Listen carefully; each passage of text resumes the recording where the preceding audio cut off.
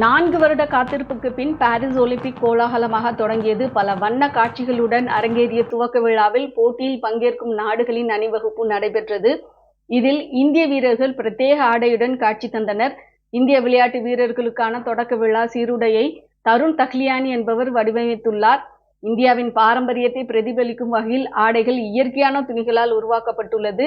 மும்பையைச் சேர்ந்த இவர் முன்னாள் கிரிக்கெட் வீரரும் பாகிஸ்தானின் முன்னாள் பிரதமருமான இம்ரான்கானின் திருமணத்தில் அவரது மனைவி ஜமீமாவுக்கு ஆடை வடிவமைத்துள்ளார். இதற்கு பின் பிரபலமடைந்த இவர் பாரிஸ் ஒலிம்பிக்கில் பங்கேற்கும் இந்திய வீரர்களுக்கு ஆடை வடிவமைக்கும் வாய்ப்பு கிடைத்துள்ளது.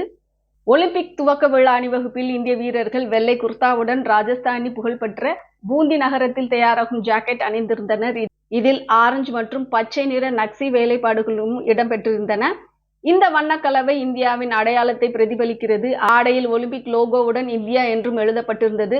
வீராங்கனைகளுக்கு ஒடிசாவின் பாரம்பரியமிக்க ஈகாட் வகை புடவைகள் 3 வண்ணங்களில் வடிவமைக்கப்பட்டுள்ளன. புடவையின் இரு ஓரங்களில் ஆரஞ்சு மற்றும் பச்சை நிற பார்டர்களுடன் வெள்ளை மற்றும் ஆரஞ்சு கலவையில் பிளவுஸ் இடம்பெற்றிருந்தன. இவை இந்திய மூவர்ண கொடியை பிரதிபலிக்கும் வகையில் இருந்தது. பல ஆண்டுகளாக பெண்கள் உள்பட ஷர்வானியுடன் பிளேசர்கள் அணிந்து வந்திருந்த நிலையில் இம்முறை முதல் முறையாக பாரம்பரிய உடைகளுடன் இந்திய வீரர் வீராங்கனைகள் காட்சி தந்தது அனைவரின் கவனத்தை ஈர்த்துள்ளது.